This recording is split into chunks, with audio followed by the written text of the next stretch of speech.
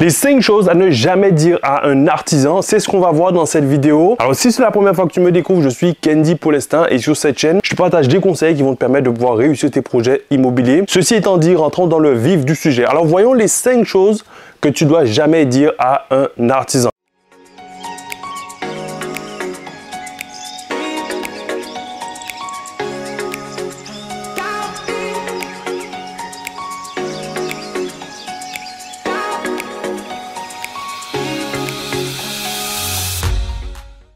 Alors, la première chose que tu dois jamais dire, c'est dire à ton artisan qu'il est seul sur le projet. En gros, en mode, bon ben écoute, j'ai consulté que toi pour ce projet-là, j'aimerais que tu me fasses un devis pour pouvoir rénover mon immeuble ou mon appartement, etc.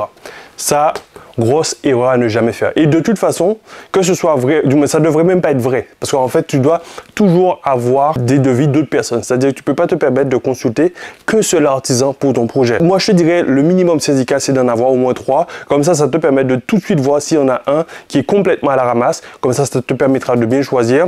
Et surtout, quand ils vont te faire les devis, essaie d'avoir un devis qui soit le plus détaillé possible pour que tu puisses voir un peu qu'est-ce qu'ils t'ont mis comme prix au niveau soit des matériaux ou alors au niveau de la main-d'œuvre. Comme ça, tu pourras voir un petit peu qui se fait plaisir sur quoi. Ok? Donc ça, c'était la première chose que tu dois surtout pas dire à un artisan, c'est-à-dire qu'il est seul sur le projet et que tu n'as consulté que lui. Et en tout cas, c'est quelque chose que je ne te conseille pas du tout. Ok? Donc ça, c'était la première chose. Deuxième chose que tu dois surtout pas dire à un artisan, c'est quel est ton budget. Je vois trop souvent des investisseurs qui se disent, ok, ben, je vais voir un artisan, je vais lui dire, ben écoute, mon budget c'est 20 000 euros, 30 000 euros, 40 000 euros. Est-ce que tu peux faire le chantier pour moi? Une fois que tu auras fait ça, ben crois-moi que la nature n'aime pas le vide. Même si ça devait lui coûter 5 000 euros, ben il va trouver un moyen de te faire un devis à 20 000 euros. Et toi aujourd'hui, tu dois surtout te comporter d'une manière différente, c'est-à-dire en attendant qu'il te fasse son prix, en lui disant, fais-moi ton meilleur prix, parce que de toute façon, tu n'es pas seul. Donc, fais-moi ton meilleur prix pour ce projet-là. Et comme ça, lui va te présenter un budget. Mais tu dois surtout pas arriver en lui disant, mon budget, c'est tant et fais-moi un devis. Alors ça, c'est une grosse erreur que tu dois surtout pas faire parce que ça va vraiment, ça va te jouer un préjudice et dans un sens ou dans l'autre. C'est-à-dire que si le budget est vraiment trop peu, ben il va soit te mettre des trucs pas tip top, c'est-à-dire il va te mettre du matériau vraiment dégueulasse, ou alors soit il va bâcler le boulot, ou alors si c'était un budget vraiment trop peu, il va te mettre des matériaux beaucoup plus sophistiqués qui va faire que il va atteindre le budget que tu lui as donné. Donc surtout, tu dois effectivement lui demander de te donner son meilleur prix et toi à ce moment-là tu pourras choisir. Un autre truc qui peut t'aider aussi, c'est si tu vois que l'artisan il te demande ton budget pour qu'il puisse te faire le prix, c'est que très certainement c'est pas la bonne personne avec qui tu dois travailler. Ok? Ça c'est le deuxième point. Troisième point, troisième chose que tu dois surtout pas lui dire, c'est ok, est-ce que si je te paye tout de suite, est-ce que tu peux me faire une remise? Alors ça c'est une grosse erreur pour plusieurs raisons, parce qu'on ne donne jamais de l'argent à un artisan sans qu'il ait fait le job qui était prévu. Parce qu'en fait si tu fais ça, ce qui va se passer, c'est que soit il va pas venir, ou alors soit il va il va tarder à faire ton projet, et du coup tu vas te retrouver dans des problématiques que tu n'aimerais pas avoir. Donc surtout pas avoir ce comportement en mode ok ben tu vas essayer de gagner peut-être 1000, 2000 euros ou 10 000 euros soi-disant parce que tu auras payé en avance. Ça c'est une grosse erreur à ne pas faire parce que si l'artisan fait faillite ou bien il s'en va ou je sais pas quoi, ben en fait tu vas te retrouver avec un gros trou dans ta trésorerie. Donc surtout on ne paye jamais en avance un artisan tant que le job n'est pas fait. C'est-à-dire que tu peux payer effectivement les acomptes qui sont prévus en temps normal, c'est-à-dire au début des travaux peut-être 30-40% éventuellement, mais pas plus. Tu vas pas lui payer 100% du chantier alors que le travail n'est pas fait. Ok? Donc fais très attention à cette erreur parce que je vois encore souvent des investisseurs qui se lancent dans des projets où alors le bien du moins les travaux sont pas encore terminés et ils ont déjà versé 80-90% du budget des travaux. Et là du coup ils se retrouvent dans une situation un peu délicate si l'artisan fait faillite ou si l'artisan s'en va avec l'argent. Ok? Donc très attention à ça. Quatrième chose que tu dois faire, c'est mettre un like à la vidéo si tu l'aimes et comme ça va ça va permettre justement de pouvoir partager ce message pour que d'autres personnes qui sont intéressées aussi par l'immobilier puissent avoir le message. Ok? Alors ceci étant dit, maintenant le quatrième point.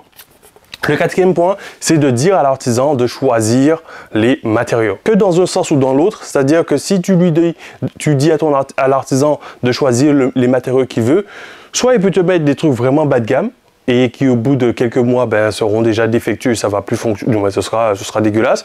Ou soit il va te mettre des matériaux du moins super haut de gamme. Si c'est pour chez toi, à la rigueur, je te dirais pourquoi pas, mais si c'est pour faire de l'investissement locatif, là c'est pas forcément rentable, parce que si tu dépenses trop d'argent sur par exemple sur les matériaux, en fait à la fin tu vas te retrouver avec un bien qui va pas dégager du cash flow. Et je te rappelle que si tu veux générer des investissements, du moins faire des investissements qui génèrent du cash flow, il faut que tu sois sur un juste milieu entre qualité et prix, pour que justement tu puisses avoir un truc qui soit plaisant pour tes locataires, mais surtout qui te coûte pas trop cher. Ok, donc surtout fais en sorte de choisir les matériaux avec l'artisan, c'est-à-dire avoir au moins une base. Alors je te dis pas de lui donner forcément la référence précise du truc que tu veux mettre. Alors si tu connais, oui, mais d'avoir quand même une idée du type de matériaux que tu vas mettre. Par exemple, si c'est le sol, lui dire ok, moi pour le sol il faut absolument que ce soit au moins du passage intensif. Si tu mets du parquet flottant par exemple, ou si c'est du carrelage du moins avec émail ou sans émail, tu vois, tous ces trucs là tu vas pouvoir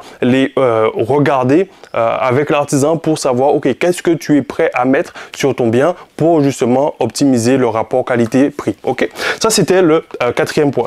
Le cinquième point, la cinquième chose que tu dois surtout pas dire à ton artisan, c'est ok, il n'y a pas de souci, on est d'accord, on fait un accord oral, on se serre la main et puis c'est ok, il n'y a pas de souci.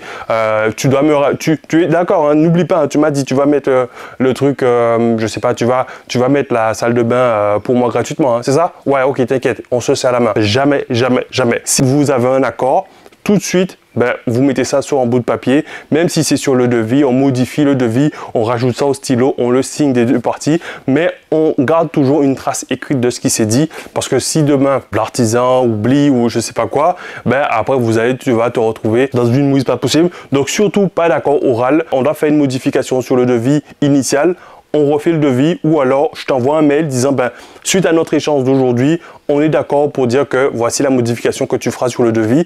Comme ça, si au bout de quelques mois, au bout de quelques temps, il a oublié, on pourra toujours revenir sur le mail en disant tu te rappelles, voici le mail que je t'avais envoyé et auquel tu avais répondu pour me dire ok, c'était bon. Tu vois, donc même là, c'est-à-dire que si tu lui envoies un mail, demande à ce qu'il te réponde pour te dire ok, bien reçu, pour qu'il te dise en fait moi j'ai jamais vu ton mail passer, quoi, tu vois, parce qu'en gros peut-être ton mail est tombé dans les spams et oui, moi je n'ai jamais été d'accord avec ça. Donc toujours valider les points de modification à l'écrit et jamais d'accord oral, comme ça en tout cas il n'y aura pas de souci de mauvaise foi ou quoi que ce soit. Ok, ça c'était les 5 points qu'il faut jamais dire, en tout cas les 5 choses qu'il faut jamais dire à un artisan. Et parce que tu as resté jusqu'au bout, je vais te donner un petit bonus. Le petit bonus que je vais te donner, c'est de jamais dire à ton artisan que tu as le temps. C'est-à-dire, ok, je suis pas pressé. Si c'est pour chez toi, je te dirais, ok, bon, d'accord. Mais si tu veux faire des travaux pour de l'investissement locatif et que tu sais que bientôt tu vas avoir tes crédits, du moins ton crédit qui va passer sur ton compte, tu peux pas te permettre de dire, ok,